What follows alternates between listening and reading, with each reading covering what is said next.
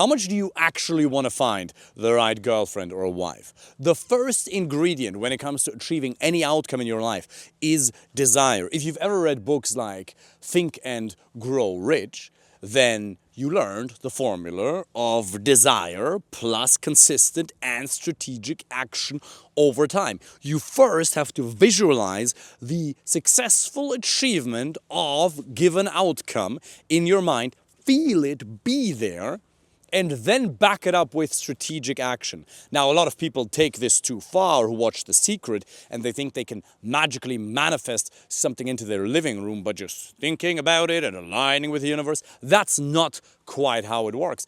Nonetheless, the first ingredient is desire, is a vision. And how can you increase your own internal levels of desire? Desire basically just means motivation, having a motive, knowing why you want it. Why is it good for you? Why is it good for the people around you? What pain are you avoiding and what pleasure are you trying to get? What are you trying to move away from and what are you trying to move towards?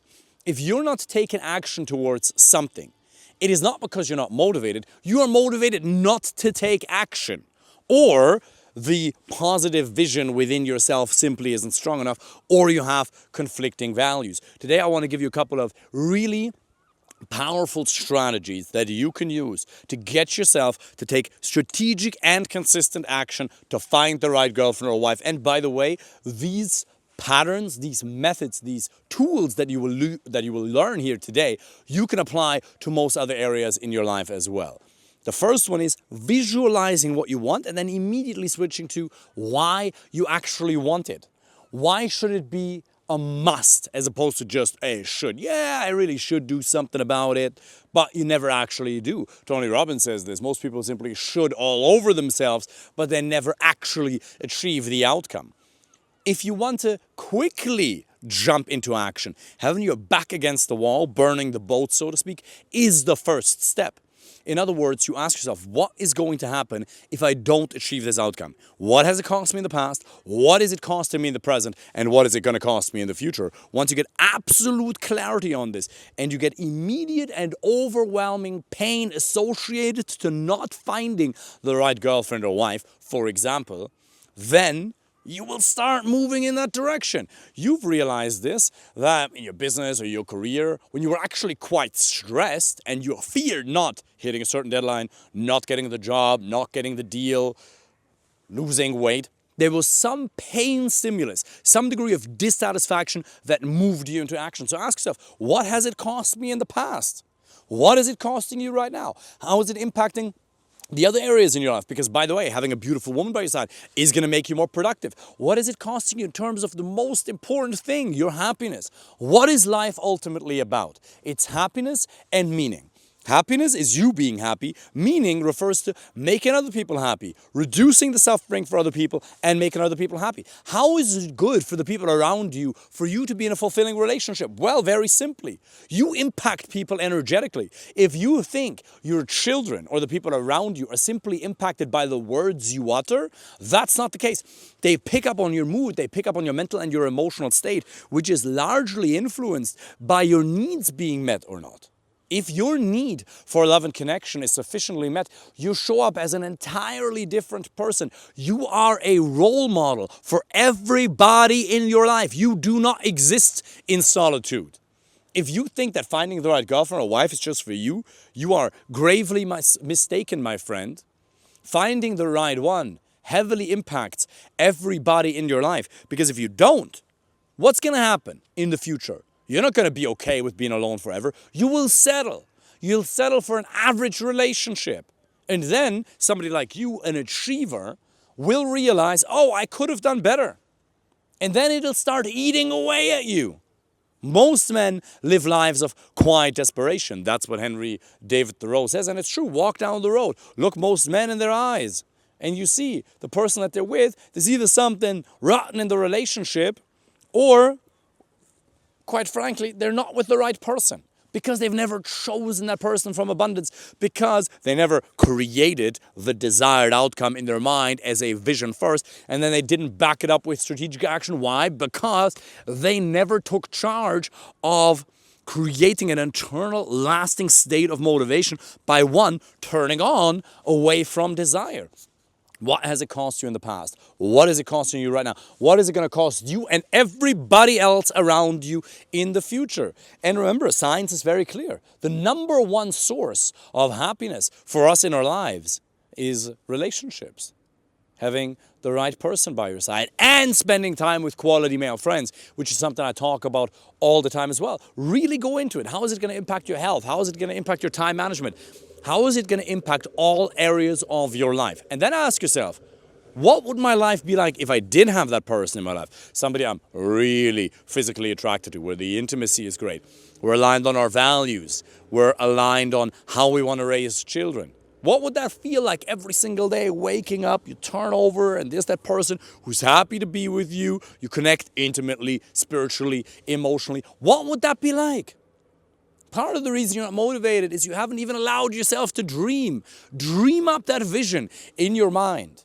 Let it fuel you. Because what happens when you create that image in your mind is it generates a state of certainty from within.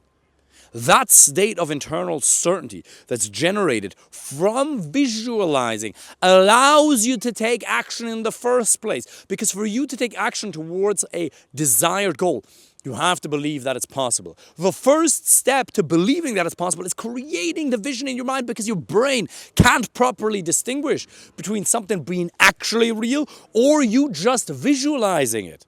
So by visualizing it, it's not that you manifest it into existence, but it creates a state of emotional certainty from within, which allows you to then take action, and then the actions themselves are what's going to get you the result. So ask yourself, what is it going to cost me if I don't do it, and what is it going to get me if I do take action on it and I get the desired result? And then I would encourage you to also take charge of the invisible forces that control you on the day-to-day basis, which are emotions, because you can know what you need to do, you can have the outcome, and yet you're not doing it because you have resistance. And in pop psychology, people say, I'm just gonna ignore my emotions. Yeah, that works, but only if the severity of the negative emotions haven't crossed a certain threshold. We've all been there where we want to go and introduce ourselves to somebody. You see a woman that you want to approach, and then you don't do it. Why? Because the approach anxiety is so strong. You might think it's just cognitive. It's just the excuse at the cognitive level, but it really isn't. It's within you. It is the emotions. So the ultimate secret, if you will, is making yourself feel like doing it. I don't feel like it. I make myself feel like doing it. How do you control your emotions? There's three components. The first one is what you focus on. The second one is language patterns. And then the third one is your physiology. That's Tony Robbins' triad. He talks about that at length. And if you want to control what you focus on, there's a lot of micro patterns you could look at. The most important one, or one of the most important ones, is control. Do you focus on what you can or what you can't control? Do you focus on what you have or what you don't have? Oh, this girl, she rejected me. I really thought it was going to go somewhere, but now it didn't. And you focus on lack, and then that lack is going to create a disempowered mental and emotional state within you. If you ask yourself right now, what can I control right now? If you ask yourself this question in this moment, it'll produce more certainty from within, because that's what you need to be able to sustain action. And if you're going to be a leader, which you probably already are in your career, your business, in some areas in your life, at the very least you want to lead yourself, the most important ingredient is certainty. That's something you got to create from within. When everybody else panics, when everybody else is unsure, when everybody else says, oh, I don't know what we're going to do, how am I supposed to achieve this? You step up. But it only works if you take charge of your mental and emotional reality and focusing on what you can control by asking yourself the question, what can I control? Because questions dictate our focus.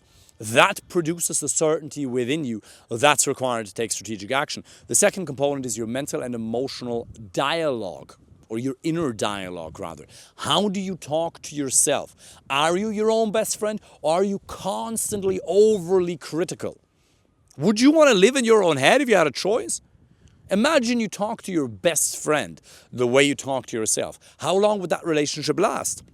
And then you wonder, I don't know, I don't feel energetic. I don't know why I'm not that confident. Well, maybe because you're not producing it within yourself. Maybe because you haven't mastered the most important relationship in your entire life, which is the one you have to yourself. And it is not carved in stone. It's something that's co-created at any given point in time, largely through the words you utter out loud and in your head, and you are entirely in control of that. And those words, they shape how you feel on a day-to-day basis. They shape how you show up.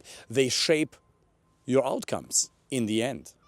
So refuse to live in an adversarial relationship with yourself. Make a decision to only consciously utter positive things in your own head. And that doesn't mean that you won't have negative thoughts every once in a while, but you don't have to believe them.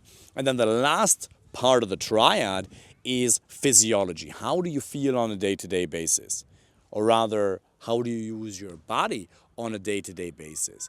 Because we all know that people who are confident, they have a different body language than the ones who don't or who aren't. But the interesting thing is you can first change the way you use your body, and then that change in physiology makes you feel more confident. So you don't have to wait for the emotions to then embody them physiologically. You can physiologically act as if, it's not faking it, because confidence is made up just like insecurity is made up. You don't need a reason to feel insecure, so why should you need a reason to feel confident? You can embody that physiologically, and then in turn, you will create a more empowering mental and emotional state. If you don't assume conscious control of navigating your emotions, you'll never find the right girlfriend or wife, because dating is such a hugely emotional subject. You'll get a text from her, you'll text back, and then you won't hear for a couple of days, and then you'll panic. You check the phone, and you picture a future with her, and you think about how beautiful it truly could be, but then you don't get the text, and you question your own worth, and you wonder whether you're ever going to find someone, or it's a waste of time, or whatever negative dialogue happens to be prevalent at that point in time will set in. So understand that there is the the internal component, physiology, focus, and language patterns, but there's also a systemic component. Gunther Schmidt, one of Germany's best psychologists, who I've been fortunate enough to learn from a lot over the many years, and I'm not a psychologist, but I've been able to learn a lot from him over the years. He has something called hypnosystemic therapy. Now, I'm not a therapist, but you can still use the model and gain a lot of value out of it. There's the internal components, and then there's the systemic component.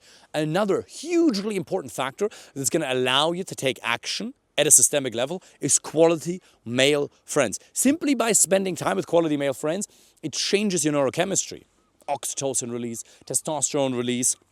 You will feel so much more motivated and happy in life if you have the right people. Now, having the right woman by your side, especially if she can hold the camera, that's beautiful. Do it again. That's a beautiful thing. But you don't have to have, it's a bit like money, right? People who are rich, for them, it's easier to get more money. Once you already have an amazing social circle, it becomes easier. It feeds on itself. It's easier to get new people, right? There's a positive feedback loop for a variety of different reasons. But you don't actually need to be in a relationship to feel happy to then attract a new relationship. But you gotta meet your need for love and connection, because otherwise, this is something that I see with men over the years all the time, they desperately crave a relationship right now. A lot of the clients who come to me, I mean, all of them really want the relationship, but some of them really want it now. And I tell them, I know you want it right now, but if you need it right now, that desperation, that neediness, that lack of the fulfillment of your need for love and connection is gonna manifest itself in nonverbal behaviors, in micro expressions. She'll pick up on them, and you immediately become a lot less desirable. So meet your need for love and connection through quality male friends. Where can you meet them? In the gym, personal development groups, business groups. You got to take the first step, and then go to the gym with them. You can meet women together. You can talk business together. You can go fly the kite, for example. My friends, they always make fun of me. Maybe I'm so German, but I like going into the field. Sometimes we go for a swim here, cold ice dip for a minute or two in the water here in Ireland, or we go into the field. They make fun of it. They make fun of me for it, but it's fine. I own it. It's a secret pleasure of mine. Sometimes it's just about going for a walk. One of my friends is going to come back on Wednesday. Sorry, he's coming back tomorrow on Tuesday from his home country. So Wednesday we're probably going to go for a coffee. That alone, meeting a quality friend for coffee has a measurable impact on your happiness. Love and connection is maybe the single most important psychological human need we have. If you neglect the fulfillment of that, by not scheduling time in your Google Calendar or Outlook, if you're a weirdo, I'm joking, then you won't feel nearly as happy or confident or motivated or certain as you could be. You need to take a holistic approach. And that doesn't mean you always have to be perfectly emotionally balanced to be able to do the right thing. If that was required from us, we'd be taking action 15% of the time. But it does require us to optimize as much as possible if you want to play this game in the long term, because you won't find her tomorrow. Now, I've had clients who found the right girlfriend in 3 weeks, right? But that was a bit lucky. And I did tell them, evaluate a couple of more options. Most of the time, it takes X amount of months. For some, it's 2, for some, it's 11, right? For some, it's a bit more, for some, it's a bit less. It shouldn't really take more than a year. I mean, depending on where you're at, but within X amount of months, you should be able to find a really, really quality relationship, but it just won't be tomorrow. And so for you to be able to sustain a consistent level of action, the internal as well as the external components have to be so dialed in. You know how difficult it actually is to get success in whatever area. One, because there's so many things you gotta avoid that could drag you down a really bad rabbit hole. 2 hours a day on social media, drugs, alcohol, the wrong friends. There's so many things that you just gotta avoid. That in and of itself is a massive achievement, because let's face it, 99% of your success doesn't even come from doing the right things. It comes from not doing the wrong things. You could do everything right and then make one bad mistake, like fall down here because you didn't pay attention, bang your head off of a rock, and that's it. You're quadriplegic for the rest of your life. So just avoiding the wrong things is already an achievement in and of itself. And then you got to do the right things. You got to work out. Your sleep has to be on point. If you don't want to be super fat, your nutrition has to be on point. Then there's supplements. Life is rather demanding, isn't it? Yes, but it's also absolutely fulfilling. And it is not that difficult once you've done it. When you start working out, if you've never worked out, it's very, very difficult. But if you've done it for a while, it actually becomes really easy. There is a pull, isn't there? In the beginning, if you never worked out, it's really hard, it's really uncomfortable, you're trying to avoid it, and you probably need a lot of away from and towards motivation to get yourself going. But then, momentum kicks in, and that's really the secret. If you've gone to the gym for 3 months, 3 days a week, there is a pull. There's no longer a conscious decision, am I going to go, am I going to not go? There's a micro bit of daily discipline that's required, but eventually it's truly momentum. You rewire your brain. And the same is true with socializing. The same is true with dating results. Once you're actually getting 1 to 2 quality dates a week, or at least 2 to 4 quality dates a month, and you're out there and you're socializing, then it becomes easy. In the beginning, it's difficult. In the beginning, you need to leave your comfort zone. But eventually, you expand your comfort zone. And expanding your comfort zone allows you to feel at home in the world, and it makes you feel alive. Tony Robbins says, if you want to know the secret to happiness, it's progress. You don't even have to achieve the outcome of being with the right girlfriend or wife to be fully happy, to feel like it's working. You just have to make progress. Same in business, same in your career. If you're just making progress towards whatever goal you have chosen, you feel alive. But in order to get that sense of aliveness and the winner effect, you have to define success in an easily achievable way. You want to have a big goal, like an amazing relationship, but you got to make it very easy for yourself along the way to feel good, because you can only build on success. Because you've tried being really harsh to yourself internally, that works for a while, and then eventually you feel drained and your energy goes down. You might feel burnt out or tired or stressed. It doesn't work.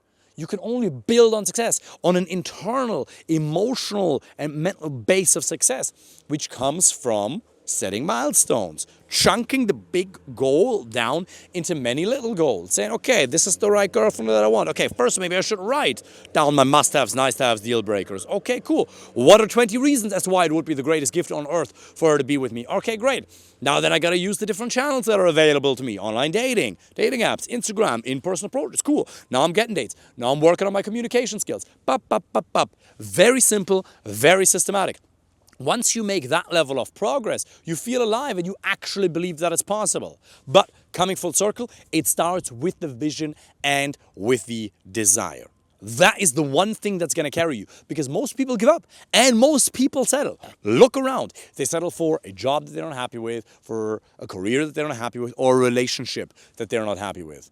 And you can lie to other people, but you can't lie to yourself. There's no such thing as perfect in a relationship. That doesn't exist. But are you attracted to that person? Do you like that person personality-wise? Do you really get on with them? And are your values aligned? And if that's not the case, then you're going to walk around and you'll get angry. You might end up feeling a shell of yourself, like I was with my ex-wife, because I wasn't listening to myself. I wasn't honest with myself. I wasn't communicating my needs. And if you don't do that, it'll be extremely difficult for you to be the best father for your current children or your future children, or to have any sort of positive, I'll press the button here. Hope I didn't mess that up. Or to have any sort of positive impact on the charities or the causes that you want to devote yourself to. So if you want to be the most effective man that you can possibly be, create a desired outcome in your mind first. Visualize what it would be like to wake up in the morning, to go to the sea, go for a swim, whatever it is you happen to be into. Going to the gym, traveling. Really paint a beautiful vision, and then understand what it's going to cost you, which is ultimately everything in your happiness, if you don't take action on it. If you want me to help you with that personally, apply for a free call. Wish you all the best. Take care.